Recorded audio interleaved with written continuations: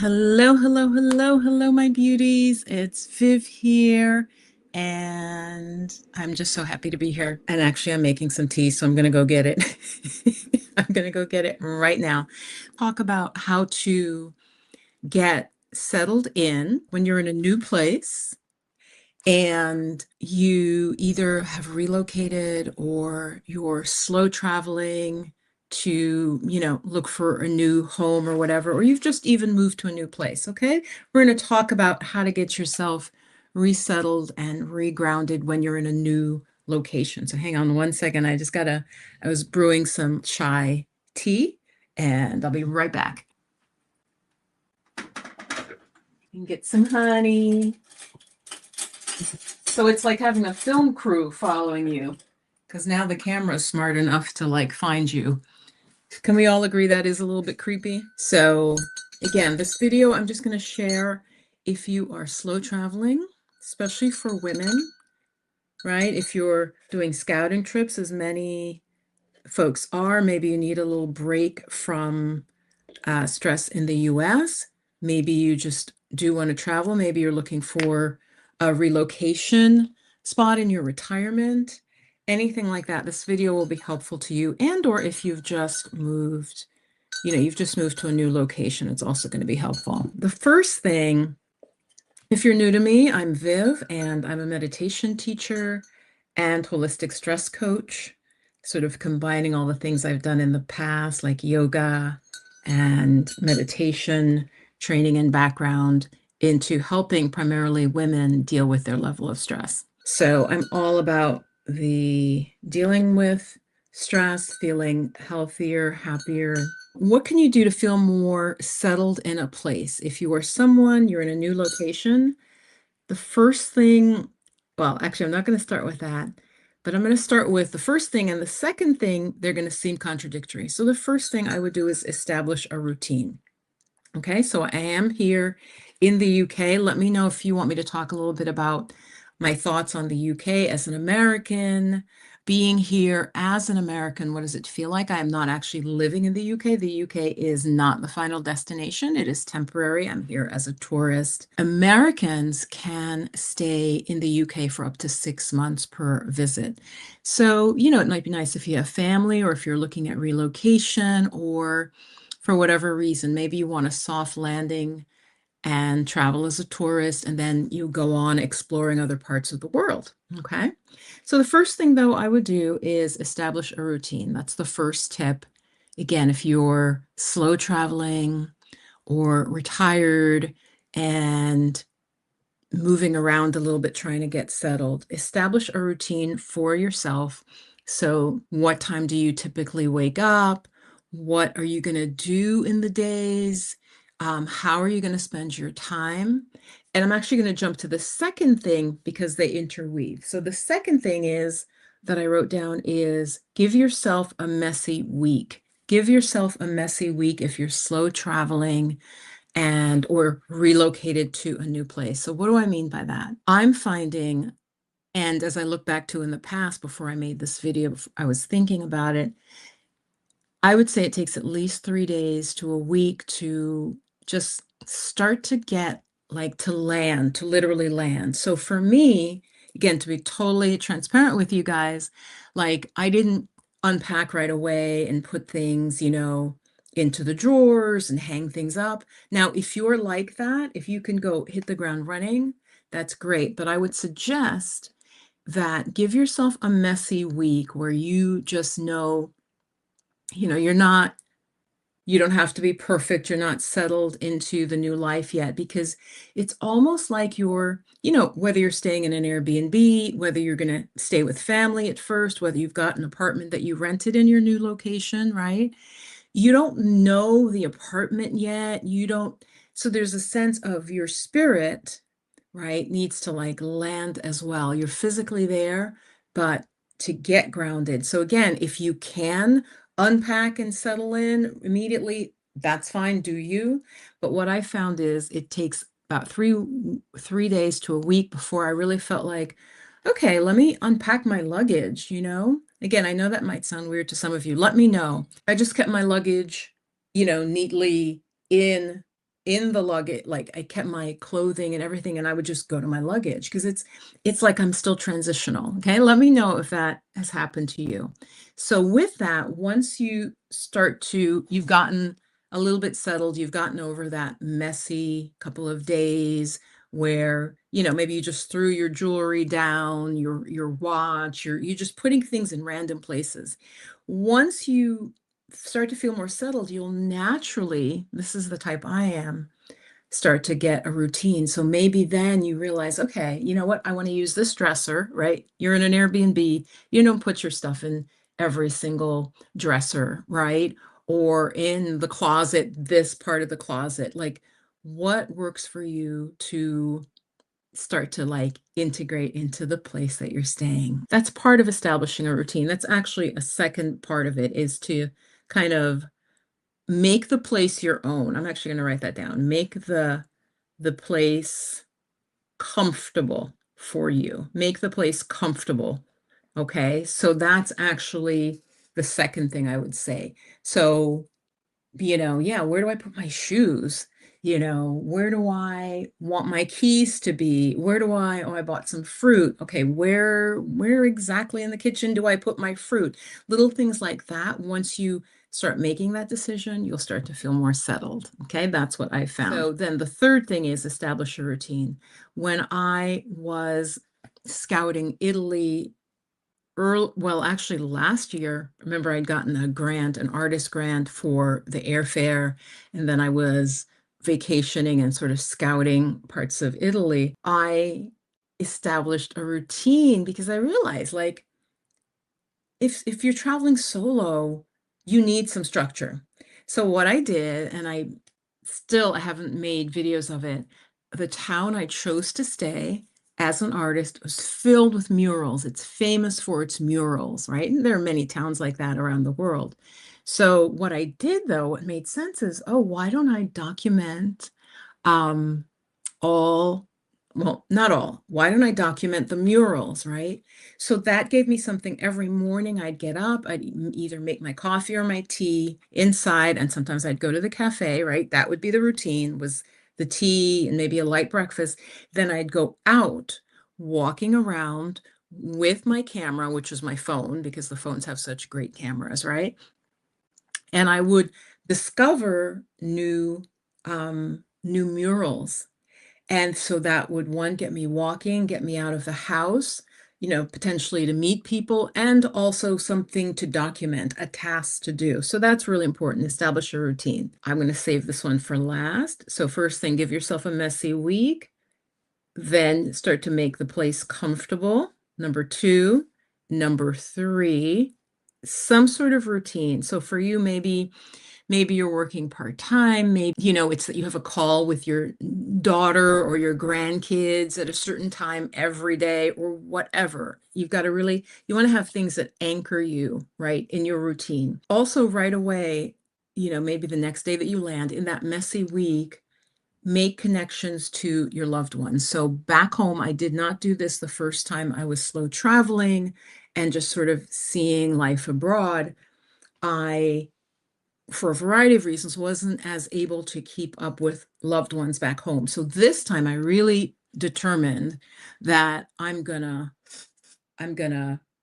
keep in touch with them. And I said to them, I got kind of sad and lonely last time. And part of it was I was coming out of all the stuff happening in the US and being a very sensitive person. I was just like a sponge taking everything in. And I mean, I still do that to an extent. Even if it's just one or two people, even if it's just one person, check in with them regularly, your connections back home. Okay. That's really important. Even people that you guys that I'm not super close with. Oops, and now it's the reflection on my glasses. There we go. Even folks that I'm not super close with back home, I've really told them, what I'm up to, that I'm traveling, I'm officially retired now. I'm going to really try to actually maintain friendships better abroad than necessarily when we were in the same town. Now, if you're an American, you know what I'm saying. Like, many of us, we can live very close to our family or friends and still not see them because we're so busy. So one positive about being abroad or slow traveling or being retired abroad is that you have more time and maybe a little bit less pressure. And so you can actually maintain relationships better. So I will see how that goes. But I think it's very important, again, especially for solo travelers, whether male or female, make the connections to loved ones right away. Like the day after you land, 2 days after, just start being in contact, share stories with them, share how the travel was, everything, how the trip was, the airport, did something funny happen, share that with them. Okay. Okay. Again, this is all to help you deal with your stress and to feel more connected. This is not the final one, but this is the last one well, no, there's another one. Yeah, the bonus one I wanted to share with you. Tap into a hobby. I can't, emphasize that enough. So when you're in a new location, especially as a solo traveler, solo woman, retired, checking to see if you want to live in a location, again, scouting trip, you want to tap into your hobby. So do you like, do you like African dance? Do you swim? Do you love swimming to de-stress? Um, you know, do you like painting? Are you a crafter? Like, what is a solid hobby that you really like? And so, again, to bring in my example in the UK, and I have a like kind of a magical story because again, tap into that hobby to meet people. Very important. I would do that within like the second week. I really would. So that's a timeline. I would say even by the second, it can take longer, but depends how settled you want to feel. If you're checking to see if this is a location you can live in, I would say, like, check it out. Is salsa dancing something that's happening? Is Zumba? Or is there like a gym culture and you really, really like to go to the gym? So I would say by the second week, but if not, like the third week in your timeline in a new place, start to get into the hobby. So what I did, I joined I got like a discount. I'm going to take a bunch of classes and I went to a yoga studio. And you guys, just from that, and I've said this before in other videos, go, especially if you have a hobby that you know attracts certain types of people. That's really important because that's where you're probably going to meet your friend group. So I did that. I signed up to take a bunch of classes, and literally the first class I take, I feel like I'm starting to be friends with that teacher. I'm also a yoga teacher, so that makes sense for me. Like if you're a computer nerd, go to like the like computer nerd meetup, like something that's very specific. If you're learning Spanish or go to that thing where you're going to meet really like-minded folks. So yeah, I feel like I've already connected in with this community. Like, funny enough, she then was like, oh, you should check this out. And it was this like kind of herbal store that I had already seen. I was like, oh, I got to check that out. She goes, oh yeah, no, you'd probably be interested in this. So again, if your hobby is something very specific that pulls certain types of people, like if you're extroverted, and so that's why you love like salsa dancing, partner dancing, go to that, stretch yourself, even if it's in a foreign language, you're going to meet people who really resonate with the energy of the thing. Call on the power of your ancestors when you're in a new location. And like this came to me, I think it was channeled from the ancestors. Do whatever practice or even just get quiet and tap into the wisdom. You could even put your hand at the center, your heart center, and just really feel like you're tapping into the power of your ancestors. So you might say, how do I do that, Viv? Just very simply, I'll picture like my mom, or like the feminine side of the family, to be really honest. I just sort of almost generic, the feminine, the masculine. And then I literally see like a tree branching out because, their mother, her mother, father, then their mother, father. And it's just this endless tree. And I just feel like I see it developing, going way back into the past. So the power of your ancestors, they're with you to help you settle into this new location. I also really believe, and I've also heard Stephanie Perry say this, And I really thought, I was being far out there with this, but I think that as for those in my audience who are African American, of African descent, I think sometimes we, especially in the US, there really is this sense of wanting to limit us. And what I'm going to say doesn't mean that this one thing is a limit, but it's almost like to chop off parts of ourself. And so I think when I talk ancestors, I don't just mean your grandma who oh, they were from the Caribbean, they were from Trinidad, and then before that, they were from the Ivory Coast. I'm saying go back 2000 years. Like we have ancestry all over the world. And so just really claim the whole world as yours. So tap into your ancestors. You're the fruit of all of their wisdom, all of their struggles, whether that was famine, whether that was bondage, whether that was misogyny and rape, or being enslaved, or being the lower classes and being the upper classes. We have ancestors that experienced everything. And so I really think we can pull on that power of our ancestors. Let me know, those of you watching the replay, especially if you want me to maybe talk more about that.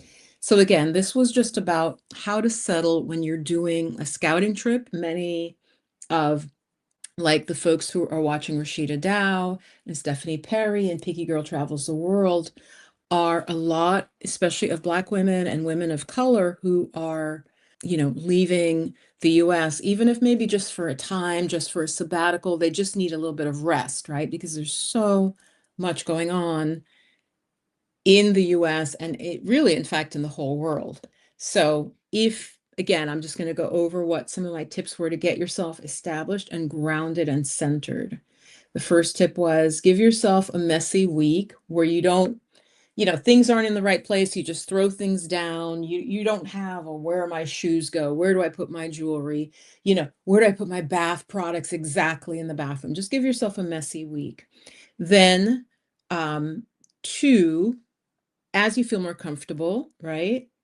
Make the place more comfortable. Start to kind of have agency over the place. Okay, this is how I want to use this closet. Those upper shelves in this Airbnb, I'm not going to use. That's too crazy. And I'm just going to put my stuff in this dresser and I'm going to leave that empty. I'm going to leave my shoes here. So figure that out.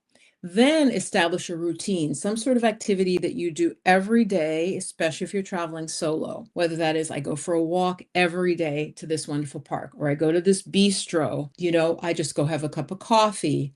It doesn't have to cost a lot. I could be a walk in the park, or I go to a cultural thing every day or something. The routine could even connect to folks back home.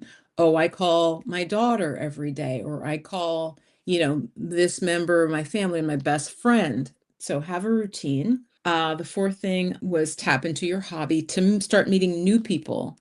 I would say do that right away. I'd said the second week if you can. And then finally call on the power of your ancestors. Like just feel that spiritually, meditate. And actually, that would probably be six. I would say reestablish your spiritual practice, whether for you it's reading the Bible, whether for you it's prayer, whether it's devotion, whatever it is, whether it is doing a physical, a yoga, and that's very spiritual and connects you through your body, connects you to God, to Great Spirit. Do your spiritual practice. And I just started that, and I think that took me a week. I was, I could have tried to force myself, but honestly, you're going to have jet lag. Again, I'm talking to people who are relocating or slow traveling, and you might have traveled a big distance, right?